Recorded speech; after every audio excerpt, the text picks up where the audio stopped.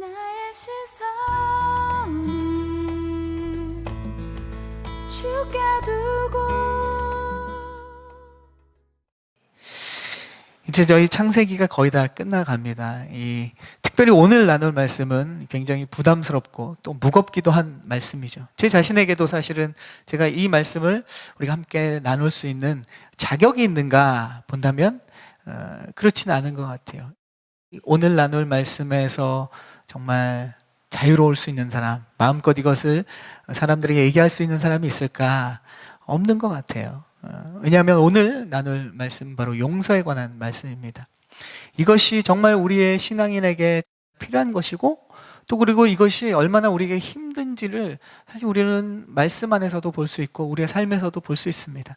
예수님께서 이렇게 기도하라라고 말씀하신 곳에서도 주기도문에도 이 용서가 포함되어 있는 걸 보면 우리의 이 사람이 특별히 그리스도인이 된다고 하더라도 그리스도인으로서 성숙한 그리스도인이 된다고 하더라도 용서라는 것에 있어서 누구도 자유로울 수 없는 것 같아요. 그리고 쉬운 것은 아니라는 것을 우리는 보게 됩니다. 우리도 주변에 보면 참 탁월한 인품을 가지고 계시고 또 좋은 신앙인인 것 같은데 보면 그 안에 용서하지 못하는 모습들을 우리는 보게 됩니다.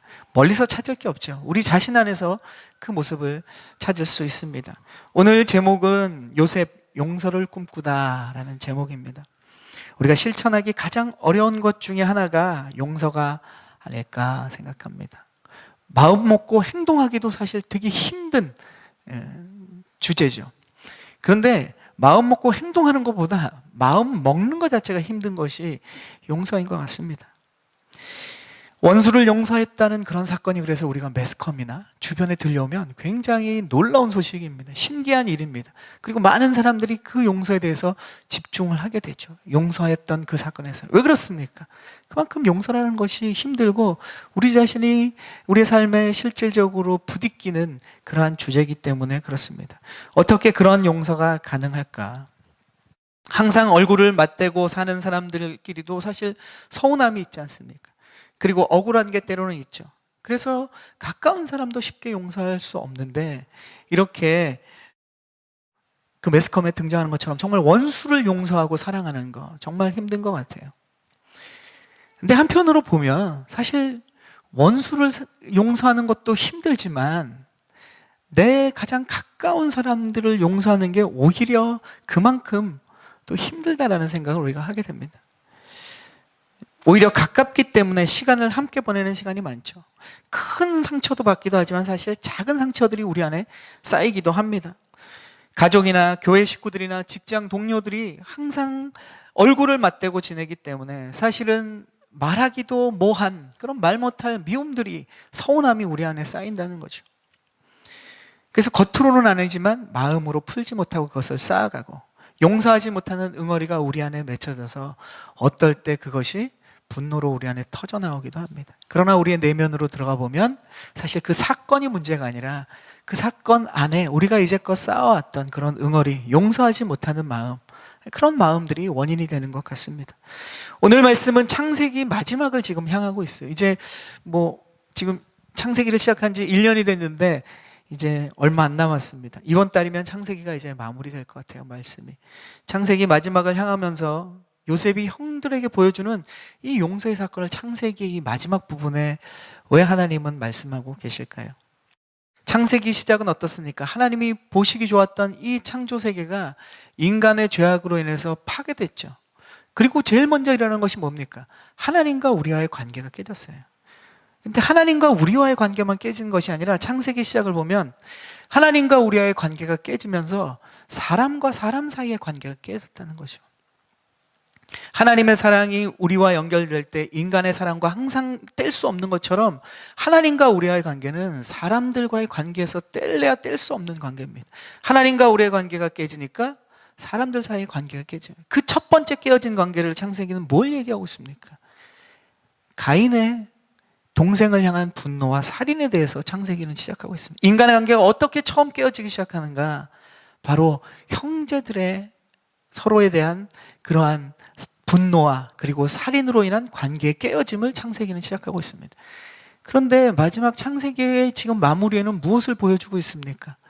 이 깨어진 형제의 관계 회복에 대해서 보여주고 있습니다. 그것이 요셉을 통해서 보여주고 있다는 것은 참 놀라운 일이죠. 창세기의 시작은 그렇게 비극으로, 인간의 관계 속에서 비극으로 시작됐지만, 그러나 이 창세기의 마무리는 깨어진 관계의 회복이 될 수 있다는 소망을 보여주면서 창세기는 마무리되고 있다는 겁니다. 이런 비참한 희망조차 없는 인류 역사에 새로운 희망을 던지면서, 그것은 무엇으로 그 희망을 줄 수 있느냐?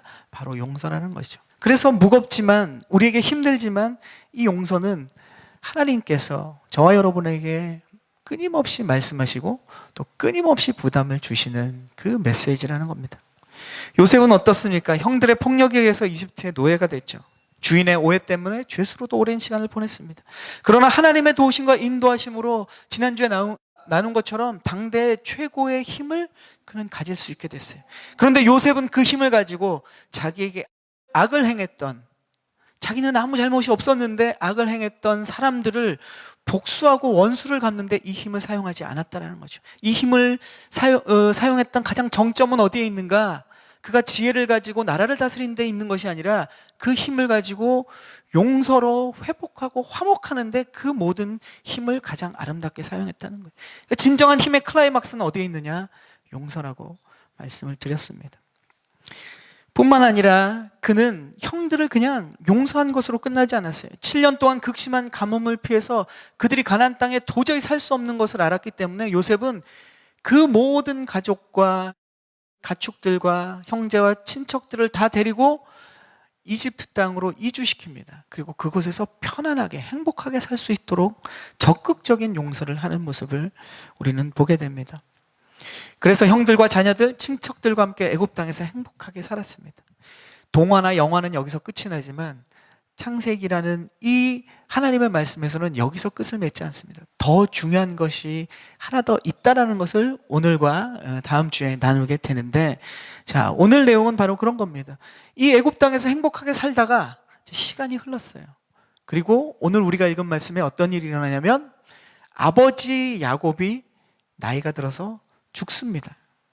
이집트 사람들이 그 야곱을 위해서 얼마 동안 애도하고 장례를 치르는 추모의 의식을 갖느냐면 70일간 갔습니다. 그런 얘기가 있죠. 정승집 개가 죽으면 엄청난 조문객들이 있다고 하지 않습니까? 정승이 실제로 죽으면 그렇지 않은데, 그건 뭐냐면 그 정승이 가지고 있는 힘을 보여주는 거잖아요. 사실 야곱을 위해서 애굽 사람들이 70일간 애도할 일이 뭐 있겠습니까? 그것은 야곱의 아들인 요셉의 힘이 얼마나 강력한지를 보여주는 거예요.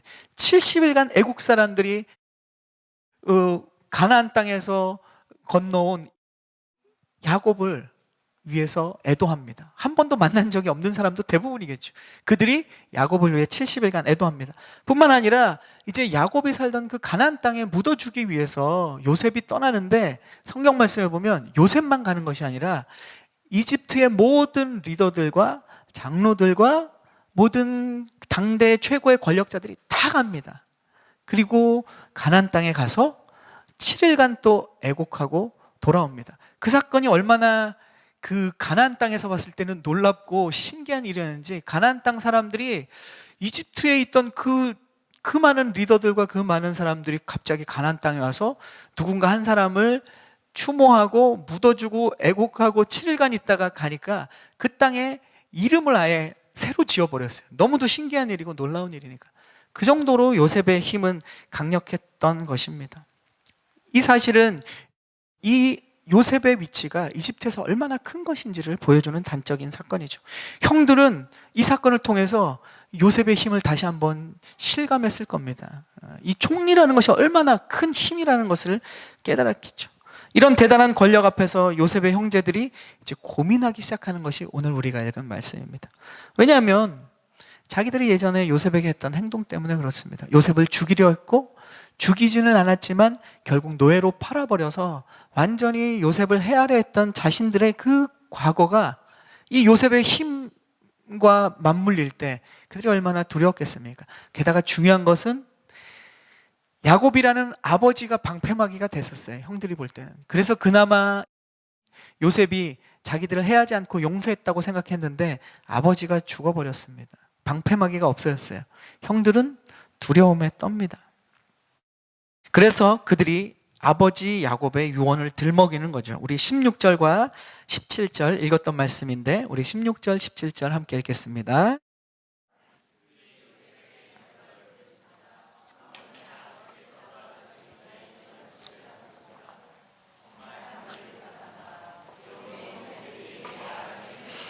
너는 내 형제들의 죄악 허물을 다 용서해 주어라 하고 말입니다. 그러니 아우님 아버지의 종들, 하나님의 종들이 지은 죄를 제발 용서해 주십시오. 요셉은 이 말을 듣고 울었습니다.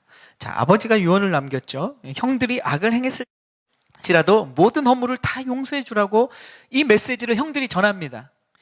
실제로 야곱이 그런 유언을 했는지는 모릅니다. 근데 말씀을 잘 읽어보면 아닌 것 같아요. 형들이 거짓말하는 것 같아요. 이유는 하나입니다. 살고 싶어서 그러는 거죠. 간절하게. 거기 내용 보면 아우님 막 간절하지 않습니까?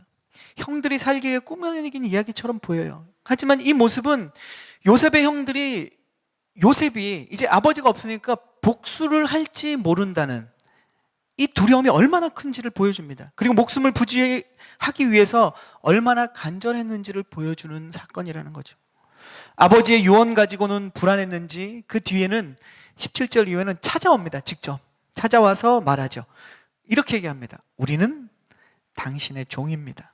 형들이 동생에게 우리는 당신의 종입니다. 다른 말로 하면 노예입니다. 이 얘기를 합니다. 얼마나 절박하고 간절했는지 알겠죠. 알아볼 수 있는 내용입니다. 형제였지만 목숨을 부지하기 위해서 종임을 스스로 자처하는 모습입니다. 아우님의 아버지의 종이라고 얘기합니다. 아버지 이름을 팔죠. 그러면 조금 더 그 요셉이 복수하지 않을 것 같아서. 그리고 심지어는 뭐라고 합니까? 하나님의 종이라고 자신들을 낮췄습니다. 이것은 하나님의, 우리가 일반적으로 얘기하는 좋은 의미의 하나님의 종이라는 얘기가 아닙니다. 그러니까 아버지를 봐서라도 우리를 살려주시고 당신이 믿는 하나님을 봐서라도 우리를 살려달라는 얘기를 하고 있는 겁니다. 요셉은 이 형들의 목숨을 구원하는 모습을 보았을 때 어떻게 반응합니까? 울었다라고 성경은 이야기합니다. 만감이 교차했겠죠. 그 중에서도 가장 마음이 아팠던 건, 사실 울었던 건 이런 것 같아요. 그 뒤에 요셉의 말을 보면 자신이 이미 형들을 용서했는데, 분명히 용서했는데 자기는, 형들은 그 용서가 진짜인지를 아직도 의심하고 두려워한다는 거죠. 형들이 동생의 이 용서하고 이 가정의 회복과 화목을 위해서 노력하는 마음을 알아주지 못하는 것, 그리고 형들의 그 두려워할 필요 없지만 두려워하는 이 모습이 그에게는 안타까움이었겠죠.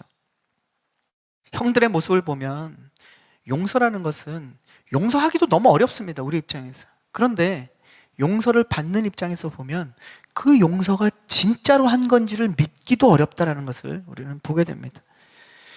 왜냐하면 이 용서가 하는 게 어렵다는 걸 우리는 알고 있어요. 우리 스스로도 알고 주변을 통해서. 그렇기 때문에 누군가 나를 용서했을 때도 그 용서를 정말 그게 그 힘든 거가 가능했을까라는 의심이 생긴다는 거죠.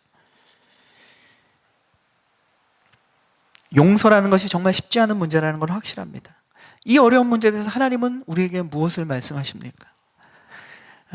안타깝게도 하나님께서는 이 문제에 대해서는 타협이 없으세요. 다른 방법이 좀 비슷한 방법이나 어떤 여지들을 두시면 좋은데 하나님은 방법이 없어요. 그냥 한 가지예요. 용서하라는 겁니다. 어떻게 해요? 자세히 얘기해 주지 않습니다. 중요한 것은 용서하는 것 자체가 중요하기 때문에 그렇습니다. 방법이 중요한 것이 아니라, 방법을 알면 우리는 계산하고 타협하기 때문에 그냥 하나님은 답을 알려주시는 겁니다. 아니, 용서하기가 이렇게 힘든데 왜 하나님은 그냥 심플하게 용서하라고만 얘기하실까요? 하나님의 아들이신 예수님께서도 우리에게 이렇게 기도해라, 정말로 능력의 기도, 정말 하나님이 기뻐하시는 기도, 또 우리가 할 때 우리에게 축복이 되는 기도가 무엇인가라고 주님께 그 기도를 가르쳐 달라고 얘기했을 때 주님은 왜 그 짧은 기도 안에 이 용서에 대한 이야기를 꼭 넣으셨을까요? 우리가 우리에게 죄 지은 자를 사하여 준 것 같이 우리의 죄를 사하여 주옵시고. 우리가 습관적으로 주기도문 얼마나 많이 합니까? 그런데 우리가 우리에게 죄 지은 자를 사하여 준 것 같이, 이것은 죄를 사하여 주는 내용이 아니라 용서를 얘기하는 거예요. 우리가 누구의 죄를 사하여 줄 수 있습니까? 우리는 죄사함의 능력이 없어요. 거기에 나온 그 단어는 우리가 일상적으로 쓰는 말로 하면 우리가 우리에게 죄 지은 자, 잘못한 사람에게 우리가 용서해 주라라는 얘기입니다. 우리는 죄사함의 권세가 없잖아요. 우리가 우리에게 죄 지은 자를 용서하여 준 것 같이 우리를 주님께서 우리의 죄를 사하여 줍시고, 이것은 주기도문 안에 나오는 것이죠. 우리가 끊임없이 해야 되는 기도죠. 성경의 많은 곳에서는 용서의 모습들을 보여주고 용서에 대해서 말씀하고 계십니다. 주님께서는 우리가 용서하기 힘든 것을 아시면서 왜 우리에게 용서를 자꾸 강조하는 걸까요? 우리가 힘든 거 알고 불가능한 것처럼 보이는 것인데도 그것을 왜 우리에게 얘기하실까요? 첫째는 가능한 거라는 거예요. 둘째는 이것이 우리에게 반드시 필요한 거죠. 세 번째는 뭐겠습니까? 이것이 우리에게 축복이라는 거예요. 용서하지 않고는 우리가 못 산다는 걸 주님은 말씀하고 계십니다. 우리는 이렇게 말하고 싶을 때가 있죠. 주님, 제가 주님 앞에 또 삶에서 헌신할 수 있습니다. 희생할 수 있습니다. 봉사, 사역 가능합니다. 다른 건 다 할 수 있는데 그 사람을 용서하라는 말만은 저한테 하지 마십시오. 그것만은 안 됩니다. 우리는 사실 이런 마음이 우리 안에 있다는 거죠. 그럼에도 불구하고 우리의 마음과 상처를 몰라주는 것처럼 주님은 말씀하세요. 용서하라고. 과연 그 용서가 뭐길래 주님은 우리에게 용서하라고 하시는 걸까요? 요셉의 용서를 통해서 우리가 기억해야 되는 것은 용서의 영향력을 볼 수 있습니다. 용서하면 어떤 일이 일어나는가? 용서는 과연 어떤 힘, 어떤 영향을 주는가? 그것은 내 자신에게 또 하나님과 나의 관계 속에서 또 사람들에게 어떤 영향을 주는지를 요셉의 이 용서를 통해서 보여주고 계신다는 거죠. 용서라는 것은 먼저 그 자체가 사건의 회복을 가져다 주지 않습니다. 우리는 용서하면 사건이 해결될 거라고 생각해요. 그러나 용서는 사건이 해결되지는 않습니다. 이미 엎질러진 그 사건, 내가 받은 상처 또는 내가 주었던 상처, 내가 가졌던 분노, 또 누군가에게 주었던 분노, 그것은 이미 엎질러진 물이에요. 그 사건은 회복되지 않습니다. 중요한 것은 그 사건에서 일어난 마음이 회복되는 게 용서예요. 우리는 사건이 회복될 거라고 생각한다면 용서할 수도 없고 할 필요도 없고 그 용서는 아무런 영향력을 갖지 못합니다. 용서는 사건을 회복시켜주지 못해요. 그 사건 속에 관계했던 사람들의 마음의 회복은 용서라는 것을 통해서밖에 일어나지 않습니다. 그 사건에 대해서 용서를 통해서 내가 가진 마음, 상대방이 가진 마음이 바뀔 수 있다는 거죠.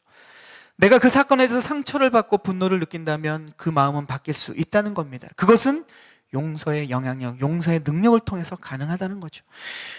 왜냐하면 우리는 용서, 그러면 이제 한국말로 용서죠. 이 용서의 헬라어의 어원, 원래 의미가 정말로 이 용서의 진정한 뜻인 것 같아요. 용서는 헬라어로 무슨 뜻이냐면 자유케 하다라는 뜻입니다. 자유라는 단어가 아니라 자유케 하다, 자유롭게 만들다라는 영향력과 힘과 능동적인 어떠한 그 모습을 보여주는 동사와 같은 것이 용서라는 거죠. 용서는 자유와 연결되어 있습니다. 용서하지 못하면 자유롭지 못하다는 거죠. 아픔과 고통을 느낀 사건이 우리에게 생기면 어떻습니까? 우리 마음에 상처가 생기죠. 분노도 생기죠. 그 마음의 상처와 분노는 우리를 묶어버립니다. 우리를 절대 자유롭지 못하게 해요. 모든 상황에서, 모든 생각에서, 모든 마음에서 우리를 묶는 것이 바로 이 분노와 상처라는 거죠. 이후에 우리가 아무리 행복해 보이는 삶을 살아도 그 상처를 풀지 못하면, 분노를 풀지 못하면, 용서라는 것으로 풀지 못하면 우리는 행복하지 않아요. 행복한 것 같다가도 문득 그 사건이, 그 기억이, 그 마음의 상처가 우리를 묶어버립니다. 그때 상처와 분노로 우리 자신이 묶여있기 때문에 우리는 결코 자유롭지 못하다는 거죠. 그래서 용서는 먼저 이 영향력은 누구에게 있는가? 나 자신에게 영향을 줍니다. 용서는 나의 묶인 마음을 자유케 하는 것이 이 용서의 영향력, 용서의 능력이죠. 과거의 고통의 기억에 묶여있던 나 자신이 자유케 되는 역사가 내가 용서함으로 일어나는 것이죠. 그래서 주님이 우리에게 용서하라고 하시는 것은 나에게 고통을 준 건 상대방을 위해서가 아니라 먼저는 나 자신을 위해서 하나님이 우리에게 용서하라고 하시는 거예요. 주님이 우리에게 용서하라고 하시는 것은 고통당한 나 자신이 먼저 그 고통 속에서 자유케 되기를 주님은 원하시는 거라는 겁니다. 우리의 몸은 하나님이 주신 법칙대로 반응하도록 우리는 창조되어 있어요. 우리의 몸은 그냥 육신대로 사는 것 같지만 이 육신의 이 메커니즘을 보면 하나님이 창조하신 아주 법칙이 있습니다. 육신은 내 몸을 무리하게 사용하면 어떻습니까? 아무리 기도해도 몸에 이상이 와요. 내가 주님을 위해 헌신하겠습니다 그리고 뭐 선교지에 가서 아니면 내가 어떤 사역을 할 때 24시간 수고하면 어떻습니까? 주님이 돌봐주셔서 하나도 안 아픕니까? 병들어요. 계속 그렇게 과로하면 죽어요. 그거는 하나님이 돌봐주시는 게 아니라 하나님이 몸에 만든 시스템을 내가 거부하는 거예요. 하나님의 큰 법칙을 내가 깨면서 하나님한테 지금 요구하는 게 되죠. 뭐 말이 샜지만 우리의 몸은 하나님 신 법칙대로 반응하고 창조되어 있습니다. 내가 분노하면 어떻게 됩니까? 내 마음이 분노하는 것으로 끝나지 않아요. 몸에 이상이 생깁니다. 너무 잘 알고 있지 않습니까? 그건 믿는 사람뿐만 아니고 믿지 않는 사람도 내 마음에 상처가 생기고 마음에 분노가 있고 그것을 풀지 못하면 몸이 상한다는 거죠. 용서하지는 못하는 것은 내 마음에만 고통을 주는 것이 아니라 내 몸에도 고통을 줍니다. 용서를 나를 위해 하는 것이라는 것을 우리가 먼저 알아야 돼요. 하나님이 왜 우리에게 용서하라고 얘기하는가? 첫 번째는 우리를 살리기 위함이라는 거예요. 용서하지 않는 것보다 용서하는 것이 쉽다. 이런 말을 들어봤을 겁니다. 용서하지 않는 것보다 용서하는 것이 쉽다. 난 결코 용서하지 않을래. 용서하면 저 사람한테 내가 당한 게 너무 억울하고 저 사람은 행복할 거 아니야. 이렇게 생각하지만 그게 너무 내 삶이 힘든 거예요. 그렇게 분을 갖고 살면 상대방이 망하는 게 아니라 나부터 망합니다. 그래서 용서하는 것이 용서 안 하는 것보다 훨씬 쉬워요. 하고 나면 시원한데 그 시원함을 시작을 우리가 못하는 겁니다. 우리가 분노의 감정에 묶여 있으면 그것이 아무리 작게 보여도 우리의 인생 전체를 묶어버릴 수 있다는 거죠. 아무리 작아 보여도 우리의 인생 전체를 묶고 있다는 거예요. 정작 내 자신이 깨닫지 못하지만 우리의 인생을 묶고 있는, 우리의 삶의 행복을 묶고 있는 것이 무엇이냐? 우리가 작게 지금 풀지 못하는 그것이라는 거예요. 뭐 이 비유를 들어본 적이 있을 겁니다. 어떤 사람이 동물원에 갔어요. 아주 몇 톤 되는 엄청난 코끼리가 있는데 그 코끼리가 안 움직이는 거예요. 근데 왜 안 움직일 수 있느냐 봤더니 발목에 쇠사슬이 묶여 있는데 그 쇠사슬이 그냥 가느다란 쇠사슬에 그냥 못 하나 박혀 있는 거예요, 땅에. 별거 아닌 것 같아요. 그래서 그 사람이 물어봤습니다, 조련사에게. 어떻게 저렇게 큰 코끼리를 이 작은 쇠사슬에 묶어둘 수 있습니까? 저게 얼마나 큰 힘이 있습니까? 라고 물어봤어요. 근데 조련사가 얘기하죠. 쇠사슬 자체는 큰 힘이 없다고. 저 코끼리가 마음을 먹으면 금방 풀리는 거라고. 그런데 이 쇠사슬에 있는 게 아니라 코끼리의 마음에 있다는 거죠. 뭐냐면 코끼리가 처음 동물원에 왔을 때, 애기였을 때 묶어둔 사슬, 그 사슬이라는 거예요. 그러나 그 처음 어렸을 때 그 사슬을 묶였을 때 코끼리가 한번 당겨보니까 안 풀리는 거예요. 코끼리의 몸은 자라고 힘은 자라고 그것을 풀 수 있는 힘과 자유함이 다 있지만 코끼리의 생각은 어떠냐? 저게 내가 어렸을 때 안 풀렸던 거기 때문에 지금도 풀 수 없다고 생각하는 거죠. 사실 코끼리의 생각이 그 코끼리를 자유롭게 못하는 것이지 그 쇠사슬이 그를 묶고 있는 게 아니라는 거죠. 사실 우리 인생 가운데 많은 것들이 묶여 있는 것은 우리의 마음의 문제입니다. 우리의 마음이 묶여 있기 때문에 우리의 몸이, 우리의 인생이, 우리의 행복이 다 묶여 있다고 생각을 하는 거죠. 그것을 풀 수 있는 실마리는 뭐냐? 오늘 말씀에 얘기하고 있지 않습니까? 용서가 그것이 능력이라는 겁니다.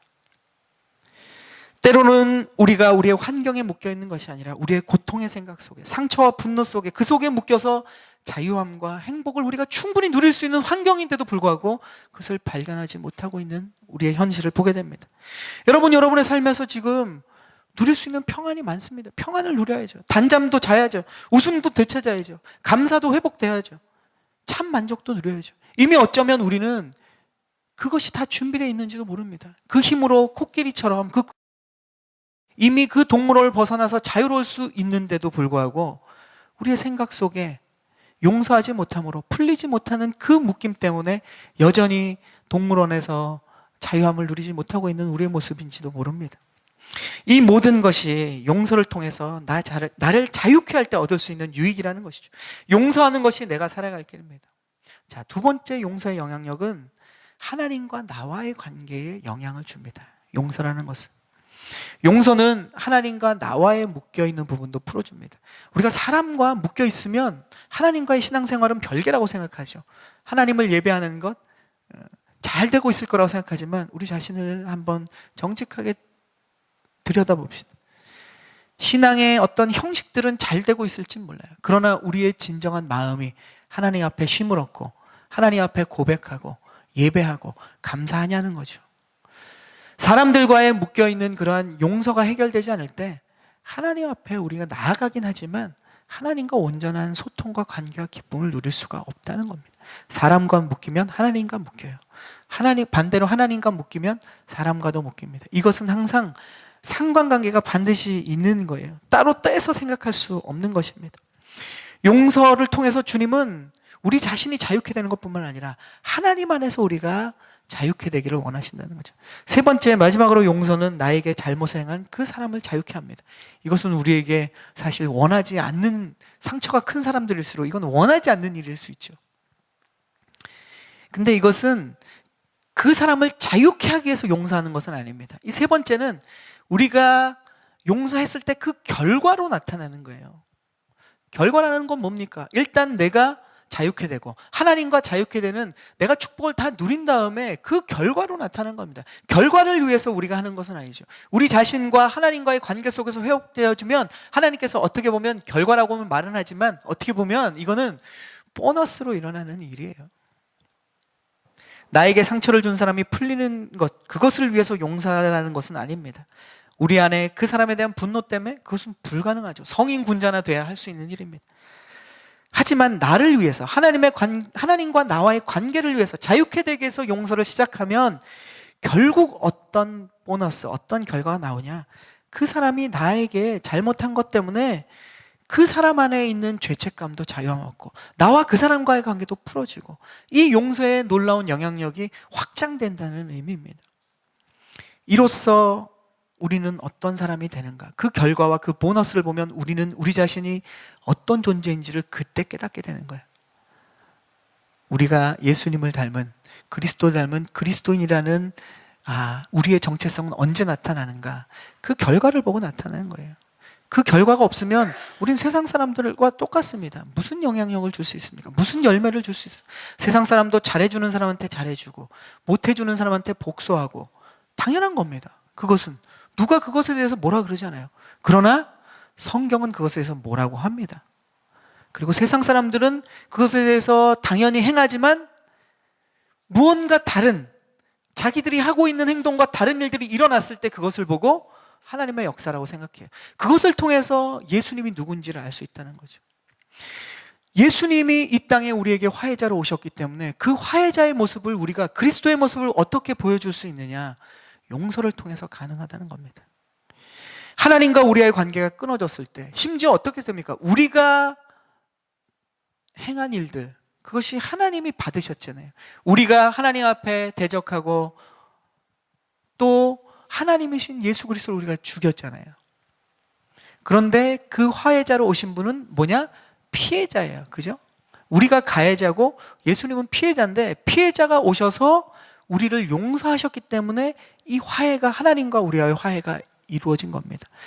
가해자가 용서를 구할 때 화해는 일어나지 않습니다. 피해자가 용서해 줄 때 화해는 일어나는 거예요. 하나님과 우리가 어떻게 화해할 수 있었습니까? 하나님이 직접 피해자이신 예수님이 우리에게 오셔서 그것을 용서해 주셨어요. 그렇기 때문에 화해가 일어난 겁니다. 우리의 삶에서도 마찬가지입니다. 우리가 어떻게 화해자가 될 수 있습니까? 어떻게 그리스도를 닮은 그리스도인이 될 수 있습니까? 어떻게 예수님을 바로 보여줄 수 있습니까? 그것은 구호나 우리의 행동의 문제가 아니에요.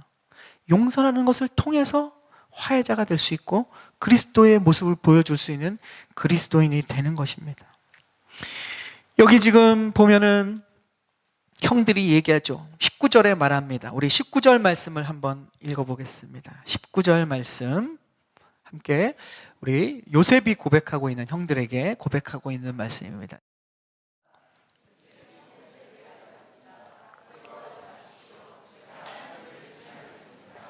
네, 요셉이 얘기하죠. 제가 하나님을 대신하겠습니까? 여기서 하나님을 대신한다는 것은 무슨 뜻입니까?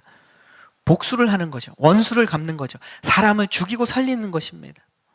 이것은 하나님이 하시는 것이다라는 요셉의 고백입니다. 이거는 제가 하는 일이 아닙니다. 이 얘기를 하고 있죠. 히브리서 말씀에도 있지 않습니까? 원수 갚는 것이 내게 있으니 내가 갚으리라. 우리가 분노나 원수 갚는 것은 우리가 그런 복수로 반응하는 것이 아니라 용서로 반응해야 된다는 거죠. 복수로 반응하면 우리도 지난주에 잠깐 말씀드렸지만 우리도 그 영향력과 복수의 그 파괴력 때문에 우리도 망한다라는 거예요. 그래서 요셉이 이야기하지 않습니까? 그것은 나의 몫이 아닙니다. 하나님이 하시는 거고 내가 할 수 있는 것은 나의 능력은 용서라는 거예요. 20절에 요셉은 또 이렇게 말합니다. 형님들은 저를 해치려고 악을 꾀했지만 하나님은 지금 보시는 것처럼 그것을 선하게 바꾸셔서 오늘날 많은 사람들의 생명을 구하셨습니다. 요셉은 지금 자기가 받는 이 고난들이 형들이 원인은 되었지만 형들 때문만은 아니라는 거죠. 형들 때문에 당한 고통이라고 생각했다면 용서는 불가능했겠지만 지금 요셉은 이 모든 과정이 하나님의 다 이해할 수 없는 그 놀라운 섭리와 계획 가운데 있다는 것을 깨달았습니다. 그리고 이 모든 것이 자기와 자기의 가족들과 이집트에 있는 모든 백성들과 이 모든 사람들을 살리기 위한 과정이었다는 것을 그가 깨달았기 때문에 분노에서 자유로울 수 있었고 용서할 수 있었다는 거죠. 하나님의 깊은 뜻을 아는 사람, 깊은 하나님의 섭리를 아는 사람, 용서가 가능하다는 거죠. 용서는 우리에게 이러한 자유를 가져다 줄 것입니다. 말씀을 마무리할 텐데요.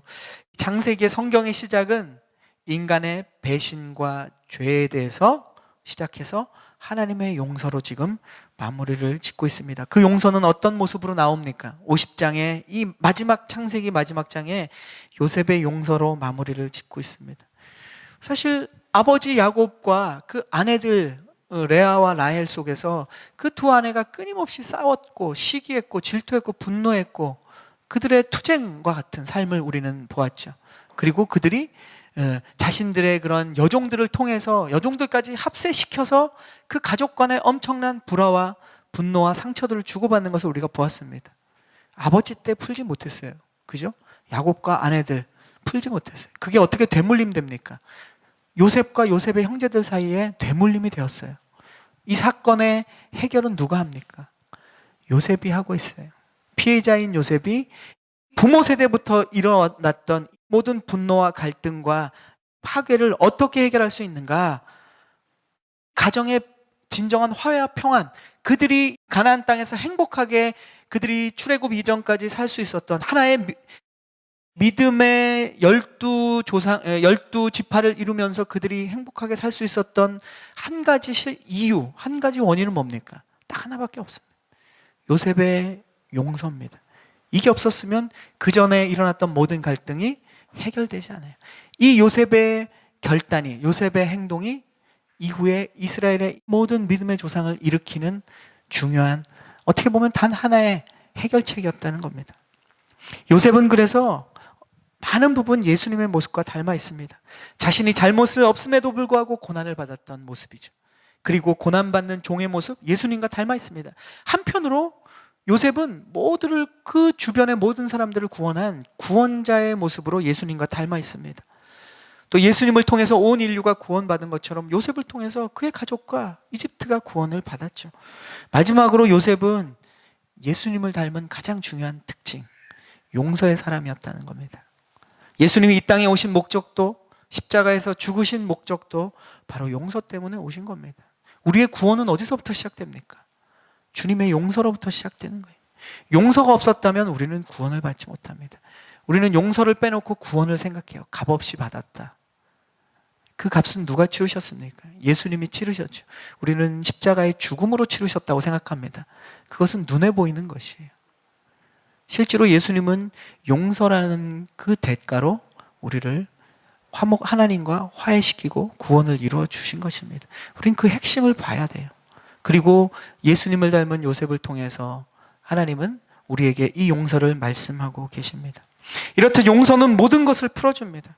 용서는 모든 막힌 담을 허물어주죠. 용서를 행할 때 우리는 하나님께서 우리를 향한 놀라운 이 용서의 영향력, 이 용서의 능력들을 경험하게 하십니다. 그리고 그것을 우리가 깨달고 경험했다면 이제 실천하는 사람으로 우리를 부르신다는 겁니다. 용서하는 사람은 예수님의 용서를 깨달은 사람이죠. 그리고 예수님의 용서를 맛본 사람입니다. 그리고 예수님을 닮은 사람이 되는 거죠.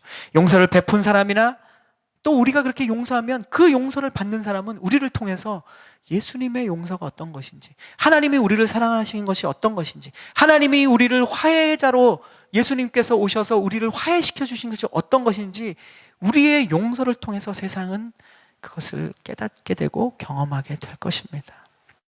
서두에 말씀드렸지만 용서, 저도 이렇게 이야기하지만 쉽지 않습니다. 순간순간마다 갈등이 있는 것이고 순간순간마다 고민이 되는 거죠. 왜냐? 용서는 선택해야 되기 때문에 그렇습니다. 여러분이 용서를 선택할 수 있도록 힘을 줄 수는 없습니다. 저도 힘을 줄 수 없고 하나님도 여러분에게 그것을 강요해서 강제로 용서하게 하지 않습니다. 그러나 용서를 선택하라고 주님은 말씀하십니다. 타협은 없습니다. 다양한 방법 중에 하나를 선택하는 방법적인 면도 없습니다. 그렇기 때문에 이 용서가 더 가치 있는 것이고, 그렇기 때문에 더 놀라운 능력이 있는 것입니다. 세상 어떠한 파괴적인 힘보다 더 큰 힘을 갖는 이 용서는 우리에게 주어진 하나님의 가장 큰 능력입니다. 예수 그리스도를 닮은 저와 여러분에게 능력이에요. 이 능력을 우리에게 주셨습니다. 이것을 여러분이 선택하고 여러분의 삶의 자리에서 사용할지 안 할지는 저와 여러분의 몫입니다. 제 상황이 그렇지 않은데요. 물론 저도 하나님 앞에 그렇게 얘기할 수 있고 여러분도 주변 사람들이나 하나님 앞에 얘기할 수 있습니다. 그러나 그것은 우리가 오늘 말씀을 나눈 용서의 그 능력에 비하면 변명거리밖에 되지 않는다는 것을 저도 한 주간 말씀을 준비하면서 많이 힘들고 많이 묵상하게 된 것입니다. 용서에는 타협이 없는 것 같습니다. 우리 한번 이렇게 고백해 보겠습니다. 우리 자신에게, 남에게 얘기할 필요는 없죠. 우리 자신에게 고백해 보겠습니다. 용서에는 타협이 없다. 그러나 용서는 가장 강력한 힘이다. 이 용서를 통해서 여러분이 자유케 되고 하나님과의 관계가 자유케 되고 사람들을 자유케 하는 축복의 사람이 되기를 주님의 이름으로 축원합니다.